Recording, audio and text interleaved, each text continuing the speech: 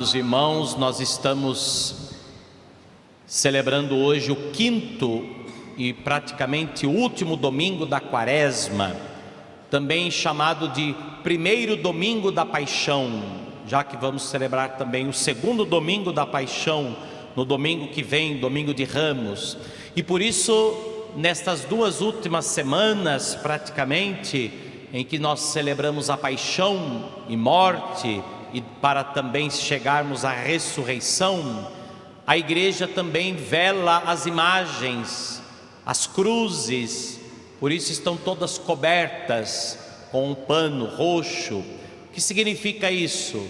É tempo de penitência, tempo de interiorização, tempo de uma maior compenetração interior de nós mesmos, tempo em que até os santos se voltam para esse grande mistério, já que os santos participam da ressurreição plena, da glória de Deus. E por isso é que na noite da Páscoa é que nós vamos descobrir as imagens, significando justamente que os santos participam da glória da ressurreição. E também o sentido de nos desprender, ou que nada nos tire a nossa atenção, que nós não desperdicemos a nossa atenção com outras coisas, mas estejamos todos voltados para o grande mistério da paixão que nós estamos celebrando já, de certa forma, a partir deste domingo, o último domingo da Quaresma, última semana da Quaresma, também chamada de Semana das Dores de Nossa Senhora, que ao meditar as dores de Maria, nós vamos também meditando os mistérios da vida de Jesus. Mas gostaria de me ater propriamente ao Evangelho de hoje, que nos conduz a uma das cenas mais fortes de todo o Evangelho. Jesus está diante de um túmulo, não de um túmulo qualquer, mas do túmulo de um amigo, Lázaro, que aparentemente está morto já há 4 dias, inclusive já cheira mal, e de Marta e Maria, irmãs de Lázaro, amigas de Jesus, que estão vivendo também o luto.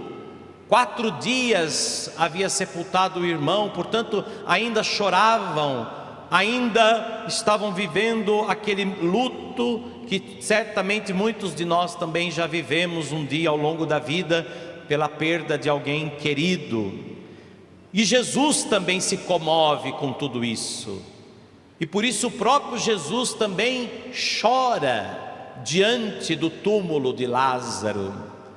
Antes de realizar o milagre, Jesus também se comove profundamente. E aqui, meus irmãos, já há algo que nos é revelado de forma significativa. Deus também chorou através do seu Filho Jesus Cristo, para dizer justamente que Deus não é indiferente à nossa dor. Deus não é indiferente à nossa dor. Diferente talvez de nós, quando nós somos já adultos, já um tanto quanto amadurecidos, experimentados na vida, nós vemos, por exemplo, a dor de um adolescente apaixonado pelo primeiro amor, pela primeira namorada, pelo término do namoro. Já viram a dor do adolescente apaixonado? E a gente diz assim, isso é coisa de adolescente, isso é indiferença, não é? Ou então quando nós vemos uma criança que chora porque pegaram a chupeta dela, a mamadeira, etc., aquilo não fere a gente, aquilo não, de certa forma, nos comove. A gente supera, é coisa de criança, e assim por diante.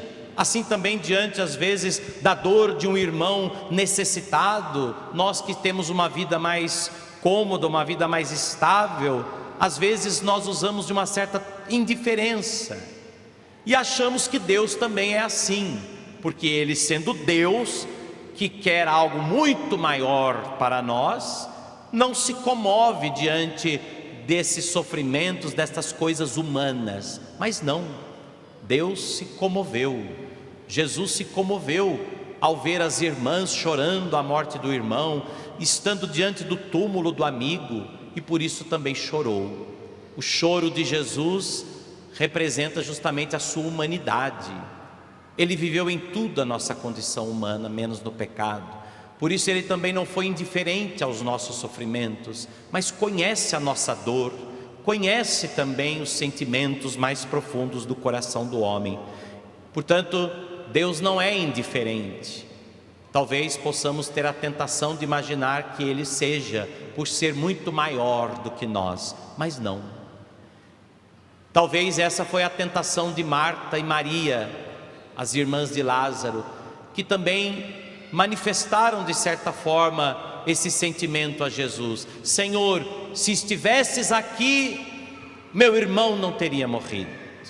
Senhor, chegastes tarde, por que demorastes?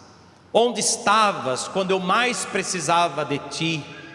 Será que esse não é o sentimento que muitos de nós também temos diante de Jesus? Senhor, se estivesses aqui, eu não estaria passando por isso. Senhor, por que demoras? Senhor, por que te silencias? Senhor, por que não ages? Quando nós vemos, por exemplo, as guerras e vemos pessoas inocentes sendo mortas, crianças indefesas, Senhor, por que não ages?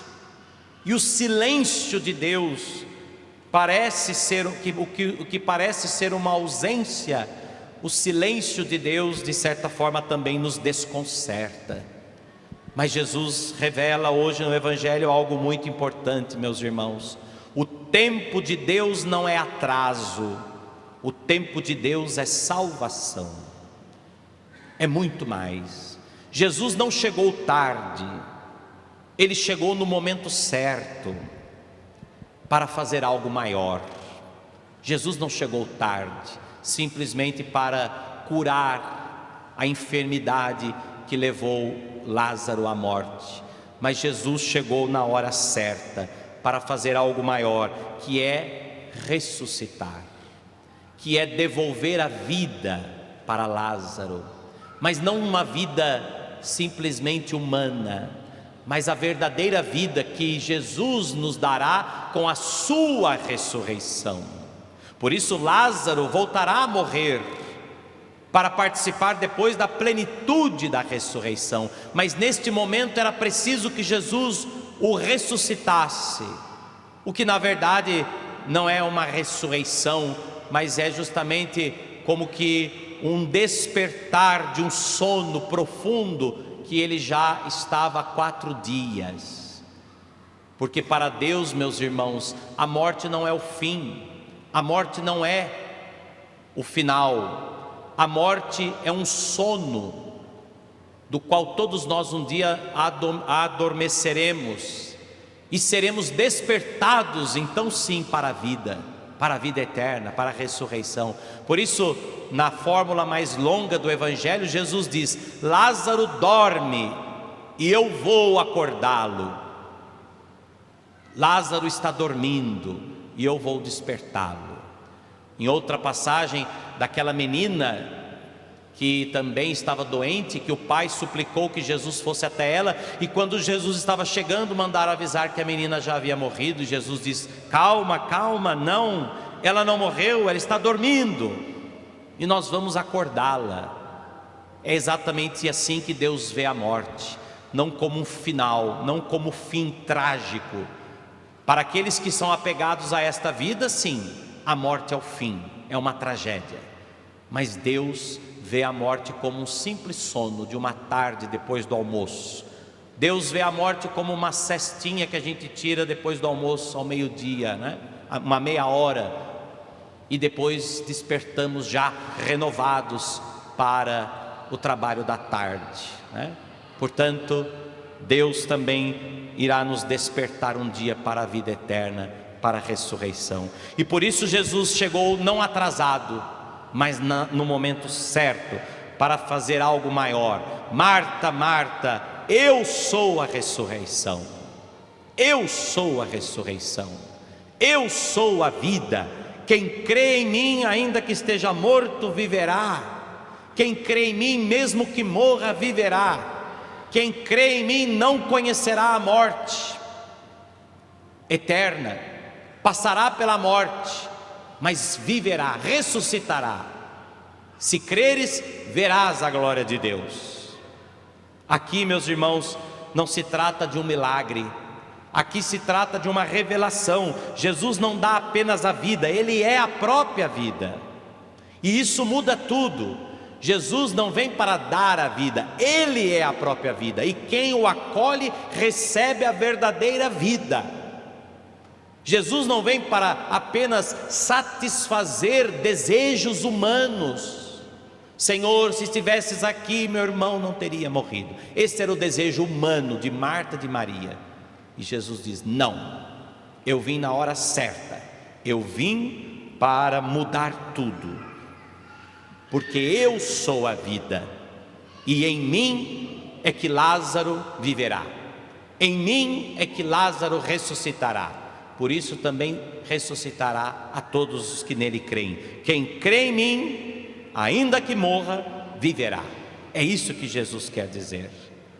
Ele é a própria vida. Isso muda tudo. A morte não é a palavra definitiva, não é a última palavra. O fracasso não é definitivo. O sofrimento não é o fim. Para quem crê, sempre há um depois. E a partir disso é que nós conseguimos então compreender as próximas 3 afirmações de Jesus. Tirai a pedra. Lázaro, vem para fora. Desatai-o e deixai-o caminhar.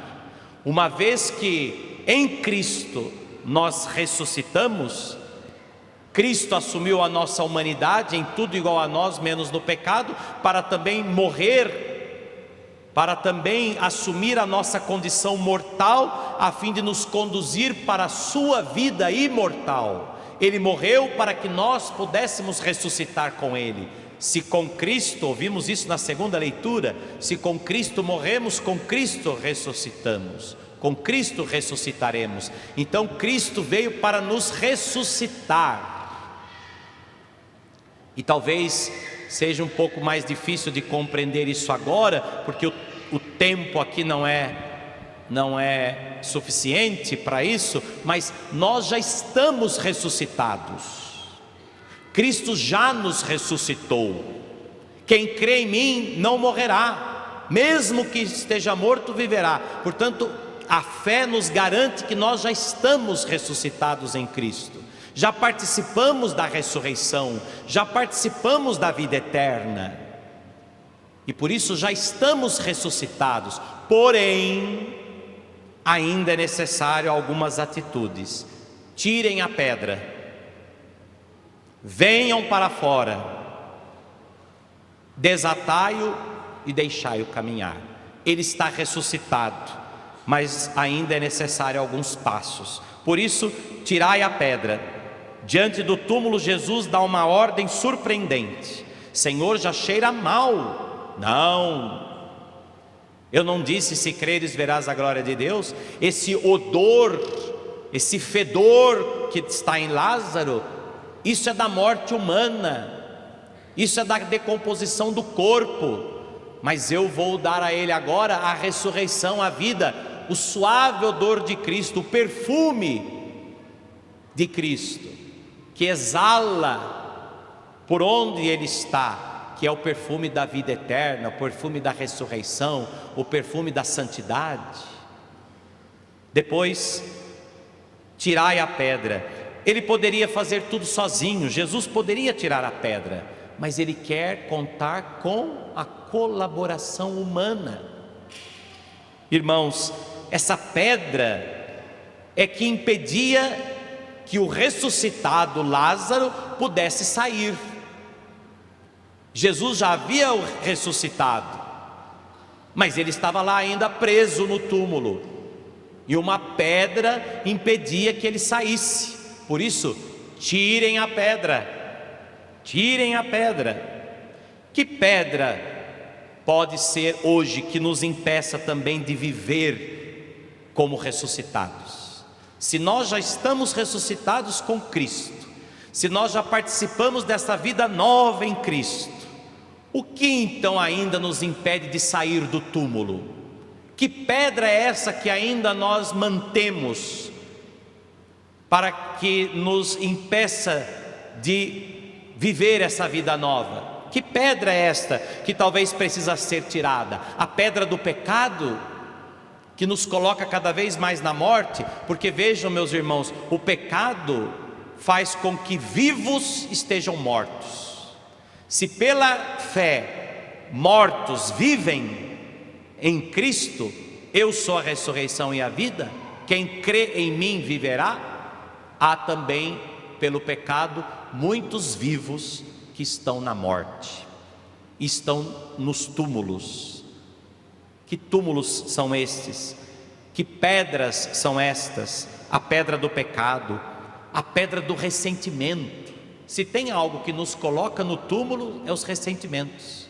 Mágoas, ressentimentos impedem a gente de viver a vida do ressuscitado, impedem a gente de viver essa vida nova em Cristo. Para muita gente a Páscoa vai ser só uma data de comemoração, para comer chocolate, etc. Não, a Páscoa é vida nova. Portanto, tirem a pedra do ressentimento, da mágoa, para poderem viver a ressurreição, porque a ressurreição de Cristo é a nossa ressurreição, é a nossa vitória, Tirem a pedra do ressentimento, da mágoa, do rancor, tirem a pedra da falta de fé, tirem a pedra da desesperança. Talvez hoje Jesus esteja dizendo para cada um de nós: remova essa pedra da sua vida. Eu ressuscitei você para a vida eterna, eu trouxe você para a vida plena, e você ainda mantém essa pedra preso nesse túmulo frio, vazio, escuro. Tire essa pedra, remova essa pedra, porque enquanto ela não sai, a vida nova não se manifesta. O segundo momento, Lázaro vem para fora. A palavra Lázaro vem do hebraico Eleazar. Eleazar quer dizer Deus ajudou, ou Deus é o meu auxílio. Vejam que interessante isso. Deus ajudou Lázaro. Lázaro vem para fora. Deus ajuda a sair da morte. Deus é o auxílio para que nos tire da morte. Portanto, Lázaro vem para fora. Essa palavra é uma palavra que vence a morte. Lázaro vem para fora. Essa não é apenas uma ordem para um morto, mas é um chamado para todos nós, meus irmãos. Quantas áreas da nossa vida estão mortas? Quantas áreas da nossa vida nos colocam já na situação de morte? Quanta gente vivo já está morto. Morto na fé, uma fé morta, uma fé enfraquecida. Nós vamos agora celebrar a Semana Santa. Participe, renove a sua fé, reacenda a sua fé, viva a sua fé. Uma fé enfraquecida, já morta, uma esperança já apagada. Você já não tem mais esperança e por isso está lá na morte. Venha para fora, saia. Ou então um amor já morto, ou um amor esfriado nas relações e consequentemente na própria vocação, uma vocação morta, uma vocação desanimada. Quantos padres que já não vivem mais o seu ministério estão mortos no ministério? Quantos casais que já não vivem mais o matrimônio estão mortos no matrimônio, mortos nas amizades, mortos nas relações? Vem para fora, saia para fora, saia daquilo que te afasta de Deus, saia daquilo que te impede de viver a vida de ressuscitado, saia dessa morte. Vem venha Lázaro, eu te ajudo. É o que Jesus fala para todos nós. E por fim, desatai-o e deixai-o caminhar. Vejam que depois que Lázaro saiu, ainda estava envolto em faixas mortuárias, que impediam ele de caminhar livremente. Já havia sido ressuscitado, já saiu, mas ainda há algo que ele não consegue desatar, ou há algo ainda que o impede de caminhar livremente. Meus irmãos, a vida de ressuscitados é um processo. Nós já estamos ressuscitados com Cristo, mas nós temos ainda esse processo que nós temos que viver. Há algumas faixas que ainda nos impedem de caminhar, nos impedem de viver como verdadeiros ressuscitados, como verdadeiros libertados da morte. E por isso é preciso começar esse processo. Nós também, mesmo perdoados, ainda carregamos algumas faixas, hábitos antigos, ressentimentos do passado, feridas que não se fecham, vícios que não são vencidos, superados, medos que não são superados, enfim, certamente todos nós aqui ainda temos algumas faixas que ainda nos impedem de caminhar. E o que Jesus diz, ou a quem Jesus diz, desatai-o e deixai-o caminhar? A igreja, a comunidade é aquela que tem a missão de ajudar o irmão a desatar essas faixas que ainda o impedem de caminhar. Por isso Jesus diz: desatai-o, ajudai-o a caminhar. A igreja que somos nós. Por isso, compreendamos, meus irmãos, ninguém se salva sozinho. Ninguém se salva sozinho. Nós somos como que responsáveis pela salvação uns dos outros, porque nós ajudamos o outro ainda muitas vezes a desatar aquilo que ele ainda não consegue, porque sozinho ninguém consegue superar tudo. Sozinho ninguém consegue vencer determinados ressentimentos, etc. Por isso contamos com a ajuda dos irmãos. A igreja está no mundo para desatar as faixas mortuárias, porque ressuscitado nós já estamos por Jesus.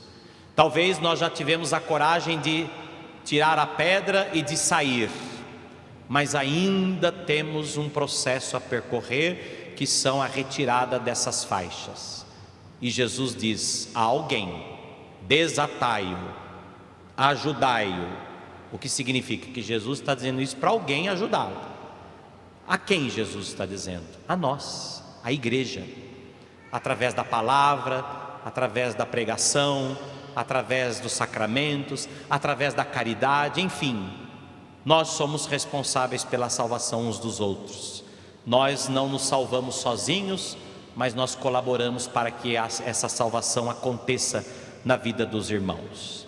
Por isso, meus irmãos, ao iniciarmos esta primeira semana da paixão, que nos leva para a semana maior, a Semana Santa, que nós possamos ressuscitar com Cristo, que nós possamos, aliás, que antes possamos retirar a pedra, sair do túmulo e nos ajudarmos mutuamente a tirar essas faixas, a fim de que possamos chegar à festa da Páscoa ressuscitados, renovados, e possamos experimentar então a verdadeira vida da ressurreição, que é uma vida nova em Cristo Jesus. Para isso é necessário um esforço também da nossa parte, para poder viver esta vida que nos foi dada pelo próprio Cristo.